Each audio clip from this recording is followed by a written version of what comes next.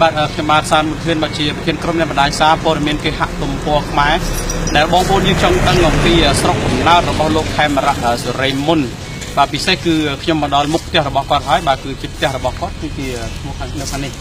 បាទនេះខាងនេះជាផ្ទះរបស់លោកខេមរៈសុរិមុនហើយតែសូមទូលលោកពូតិចលោកពូជម្រាបសួរលោកពូបាទលោកពូត្រូវជាអ្វីលោកខេមរៈសុរិមុនលោកពូចាំទៅពុកមីអូត្រូវជាពុកមីបាទសូមជើញចាប់កាត់តិចលោកពូឈ្មោះអីដែរលោកពូឈ្មោះគុណសម្បត្តិ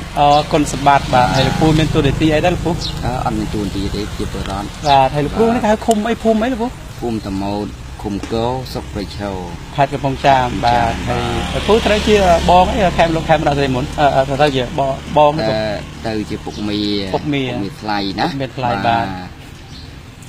ហើយម្សិលមិញការណាគេពុះលើតាការសិពៅការទៅសិពេចបាទបន្ទាប់ពីខេមរៈសិពៅបាទការសិពៅបាទ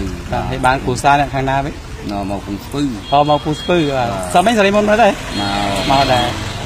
មកលេងទាំងអស់ហើយប៉ាម៉ាក់មកដែរមកទាំងអស់បាទឥឡូវឡប់ពេញអស់ដល់ទៅពេញហើយបាទអញ្ចឹងខ្ញុំសូមជួបពីដូនតិចអាចជូននៅទីបានទេលោកពូខ្ញុំចង់ពួកអព្រិចគាត់តាមដានការពលនេះខ្ញុំស្គាល់ស្រីមុនណាខ្ញុំកំណើតខ្ញុំព័ត៌មានខាងអាយញូអន្តរជាតិបាទខ្ញុំចង់ស្គាល់ប្រិយមិត្តមានន័យថាអ្នកគ្រប់គ្រងគេចង់ស្គាល់ស៊ុបស្តារបស់ខ្មែរយើងតែកំណើតណាបងជាស្រុកកំណើតប្រគេអញ្ចឹងណាបងត្រូវជាបងហ៎តែយកទៅផ្សាយតាមទូរទស្សន៍យើងផ្សាយតាមបណ្ដាញសង្គម Facebook ហ្នឹងហើយសួរលោកពូហើយលោកពូតចរិតសេរីមុននេះយ៉ាងម៉េចទេលោកពូ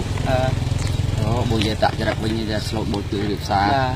ចាក់ទុំគឺទទួលស្គាល់តាំងពីតូចមកគឺតចរិតល្អក្មេងហ្នឹងហើយឮថាប្រឹងរៀនប្រឹងសូត្រហើយតចរិតគឺល្អដែរឮថាអត់បានជាប់បាក់ឌុបទេនឹងដូចថាបើនិយាយទៅយើងរៀនជាប់ដល់ពេលរៀនតាទៅប្រឡងជំនាញបណ្ដាប្រឡងដល់ពេលទៅក៏ជាប់ដល់ពេលហើយនេះជាខប់ស្គាល់សេរីមុនដែរស្គាល់ដែរចិត្តដិតហើយឈ្មោះគេអត់ខ្ញុំជួនណានអញ្ចឹងយើងបាយមកខាងនេះតិចមកយើងបាយឲ្យមិនចាប់ផ្ទះលោកតិចបាទងាយបានទូណាដែលមកដល់ទេបាទមានតែខ្ញុំទេបាទអូនសុំកាមេរ៉ាមកទីចាស់ហ្នឹងសុំទោសផងពូនេះជារឿងពិតនៃសង្គមទេនេះបាទអត់អីទេពូចាប់មកទូទៅទេនៅកោខ្មែរយើងបាទខ្ញុំទៅសុភាលោកពូគៀបខេងតែចេញមិនតែជួលបន្តិចទៅមកអូនតិចនេះមកអត់អីទេមកអត់អីទេមកយើងដឹងកណ្ដាលយើងនិយាយប៉ុណ្្នឹងទេបាទតែនិយាយមិនទេតចរិតលោកខេមរៈសេរីមុនអីល្អតែបាននិយាយដល់ពេលទោះបីជាគាត់ល្បីគាត់ល្បីប៉ុណ្ណឹងគឺគាត់មិនចោលនិយាយមិនចោលអញ្ចឹងគាត់មកស្រុកអីធម្មតាមកស្រុកអីធម្មតាបុណ្យទានអីចឹងមិនថាធ្លាប់បើនិយាយទៅបើផ្នែកខាងបុណ្យទានគឺមិនដែលចោលទេដែរចោលទេចូលឆ្នាំអត់តែមានកម្មវិធីបុណ្យទានគឺមកជួបបាទចូលឆ្នាំអីមកបងណាមកញាតិមិត្តយើងចូលឆ្នាំបាទហើយជាទីខាងទៅអូបាទជុំពេញទាំងអស់បាទអញ្ចឹងមិនមែនមានន័យថាល្បីហើយគាត់វាយរឹកដាក់នេះចិត្តខាងល្បីទៅហិតល្អខ្លាំងជាងបើនិយាយទៅដល់ពេលល្បីរឹតតែល្អជាងមុនជាប្រទុនថាបាទនឹងញាតិមិត្តតាមដៃមីពុកមៀទៅគ្រប់លើដើមបាទតែមិនមែនដៃមីពុកមៀគ្រប់ទេគឺគ្រប់ដៃមីពុកមៀបាទតល្បីធម្មតាទេពេលចាប់ដើមល្បីគឺល្អជាងមុនទៀតហើយម្សិលមិញមកការណាចាការដូចជាស្អីពេជ្រចាសមថ្ងៃពេជ្របានអ្នកកំពង់ស្ពឺចឹងលោកពូបាទអ្នកកំពង់ស្ពឺបាទអរគុណមកសំបីមកដល់មកសំបីមនុស្សច្រើនទេលោកច្រើនស្ទះកន្លែងនេះស្ទះចរាចរណ៍សំបីសេរីមុនច្រៀងបានដល់ដែរអត់ដឹងដែរនឹងក៏បត់មនុស្សច្រើនយ៉ាងនោះ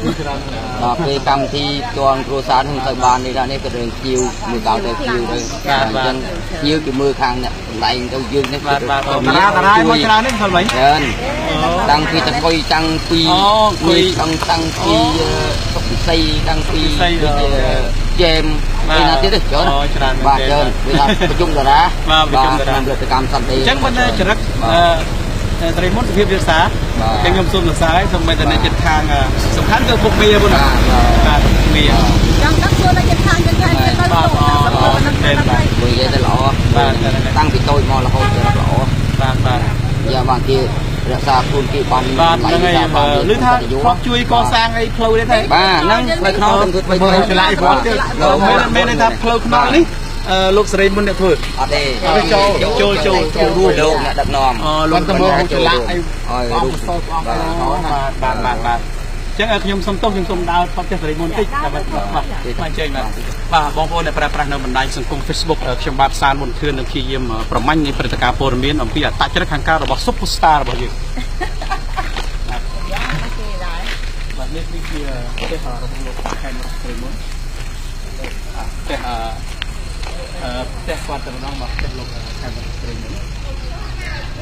ខ្ញុំសូមជឿមេត្តាថតហើយសូមជឿមេត្តាថតទៅព្រោះអ្នកគ្រប់គ្រងគាត់ច្រើនគាត់ចង់ដឹងអំពីថាផ្ទះកំណើតរបស់គាត់យ៉ាងម៉េចបាទល្អមែនទែនបាទអរគុណសំខាន់អរគុណបងប្អូនដែលប្រើប្រាស់នៅបណ្ដាញសង្គម Facebook ខ្ញុំបាទសានប៊ុនធឿនបាទរាយការណ៍ផ្ទាល់ពីផ្ទះលោកខេមរៈសេរីមុនអំពីអត្តចរិតខាងក្រៅរបស់គាត់ហើយនឹងផ្ទះកំណើតរបស់គាត់តើគាត់មានអត្តចរិតបែបណាសុភាពរៀបសារបែបណាយ៉ាងបានជួបឪពុកមីរបស់គាត់ក៏ដូចជាអ្នកចិត្តខាងភូមិផងលបងជាមួយអំពី Superstar តាំងពីអត្តចរិតតាំងពីទឹកដមសម្លេងនៅតែមានការគ្រប់គ្រងខ្ញុំបាទសានធឿនសូមលំអរកាយគ្រប់លាភតែប៉ុណ្ណេះ